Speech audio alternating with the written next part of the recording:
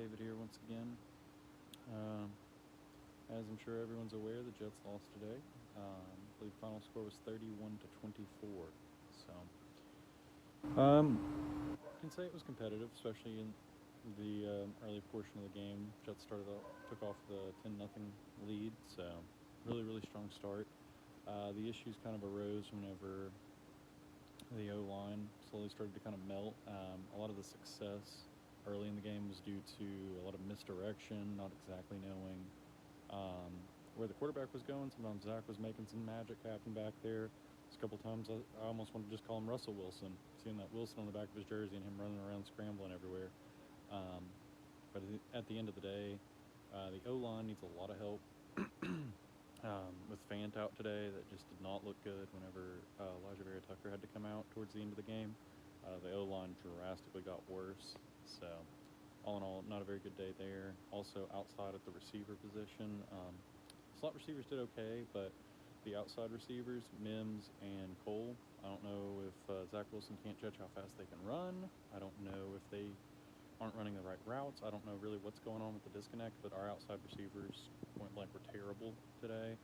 I think they had one catch between the two of them. So, really rough day for the outside, and whenever you have a team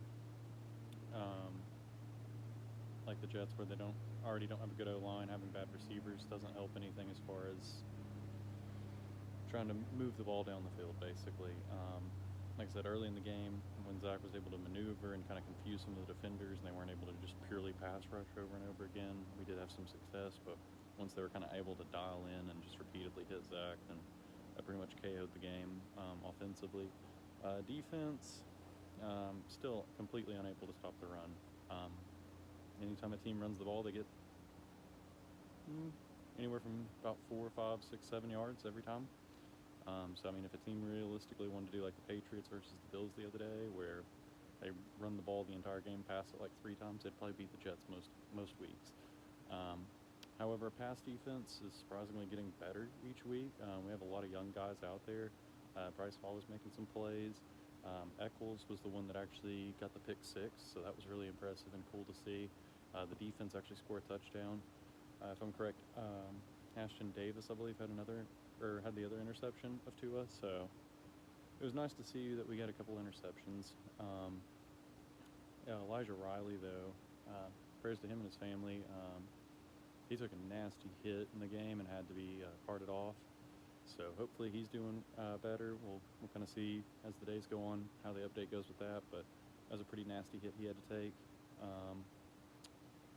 Yeah, that pretty much recaps most of the game. Defense struggled, like I said. Offense struggled. We had our moments. The team actually looks a little bit better this week than they did the previous week. So that's at least a positive sign. We'll see how they perform against the Jaguars, who are now actually in possession of the number 1 pick in the draft, based on a Lions win and the Texans win today. So we could still see some movement there. That kind of leads into another point. The Jets still have a shot at the number 1 overall pick. I know that's not really what a lot of Jets fans want to hear, but it would be something of a lot of value. And realistically, if the Lions win another game, they've got one. Trying to think who they're playing. I know the Texans are playing the Chargers, so that one I don't really feel as good about. The Jets and Jags are playing, and then the Lions will be playing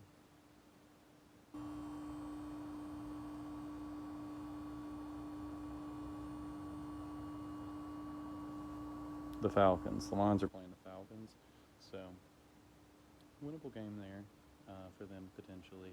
And if the Lions were to say win, the Texans win, and the Jets lose to the Jags, that would then put the Jets in position at the number 1 pick in the draft. So be curious to see how that actually ends up going. We'll see if they end up getting that pick. Personally, I feel like if we pick up that high, the only 2 players that would go there would be like Kadavion Thibodeau or Aiden Hutchinson. And either one, while I do think it'd be very valuable for the Jets, I don't think they'd be more valuable than multiple first-round picks that you could probably get for that number 1 overall pick. So that's kind of where I would hope the Jets would lean more so if we do land there.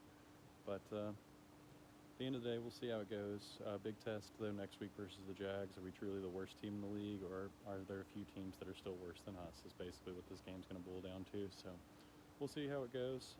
As always, Jets, Jets, Jets, baby.